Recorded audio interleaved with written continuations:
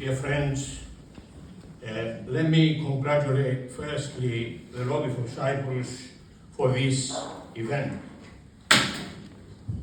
Turkey's plans in 1974 were and still are: one, to partition Cyprus by occupying its northern part, to effect ethnic cleansing, prevent the return of the refugees to their homes, and exploit our occupied lands.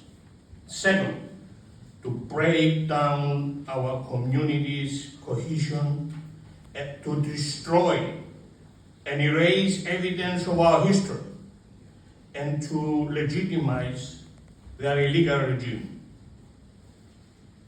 To counteract these unlawful plans, we expose their attempt to change the demographic character of the occupied part by bringing in illegal settlers and effecting ethnic cleansing. We founded organizations and associations whose members have a common desire to return to their place of origin in the occupied Cyprus. We recorded in books and documentaries our local history, our customs and traditions, our way of life, our toponymy. We organized exhibitions, concerts, and other musical and literary events. To counteract their attempts of recognition of the illegal puppet regime, we work to create political opposition by enlightening parliamentarians and local leaders. We arrange events in the House of Commons and elsewhere, expose the Turkish aggression, expansionist plans, and violation of human rights. We organize demonstrations, marches, assemblies, and public gatherings demanding the removal of the Turkish occupying troops and the illegal settlers, and the right of the refugees to return to their homes.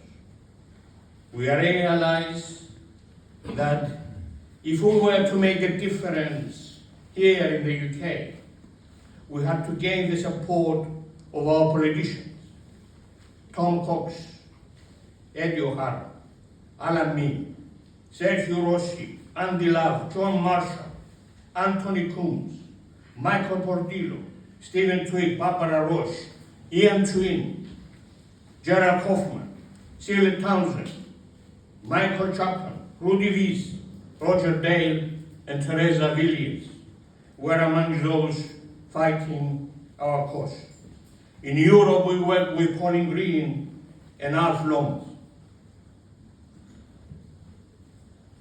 Always present in these events was the legendary Baroness Lina Jacob, a committed supporter of our cause from 1954 to 2007, when she died.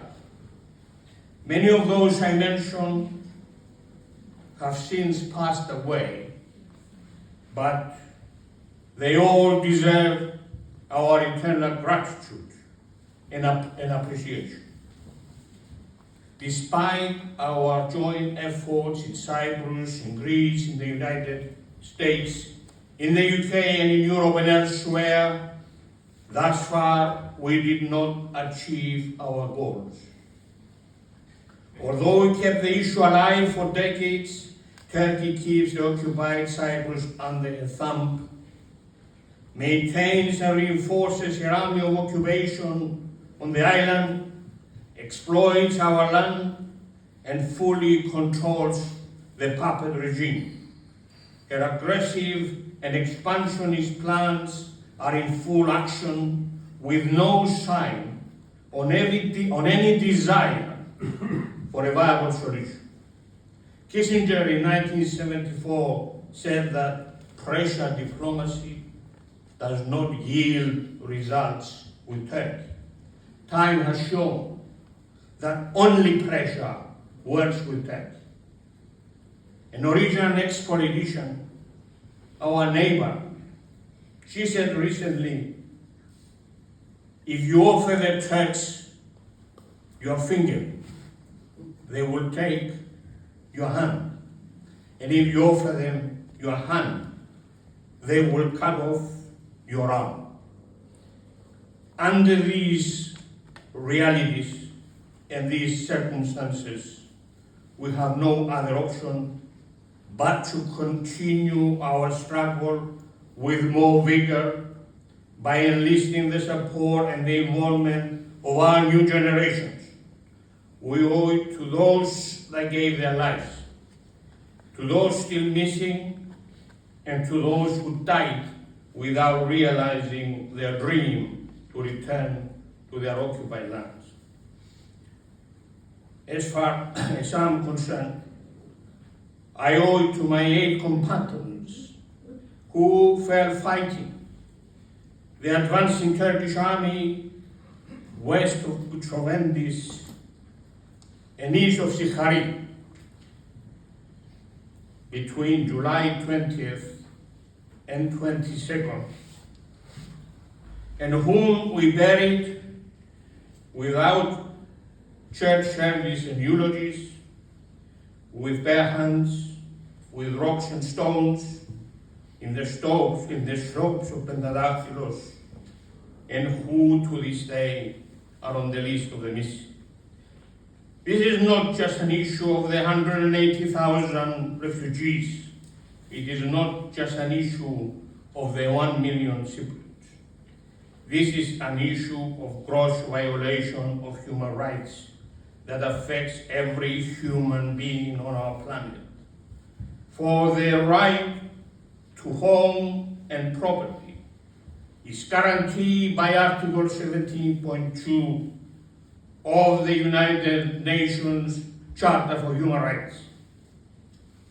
We cannot allow arrogant leaders, dictators, and rogue regimes to attack and occupy small and weak countries, imposing de facto outcomes by the use of force. Otherwise, this world we know and care about will be governed by fear and the rule of the jungle. And for preventing this happening and defending our human rights, we and generations to come have an obligation to continue our struggle. Before finishing this brief address, I wish to raise a crucial issue that has been idle for many years. That is the right of all the refugees in the diaspora to have a vote in a referendum to determine the future of our island. It is inconceivable that even those hardly affected by this invasion have the right to decide the solution of our problem, while many of those directly affected won't have a say in the future of our stolen properties, our land, and our country. Thank you.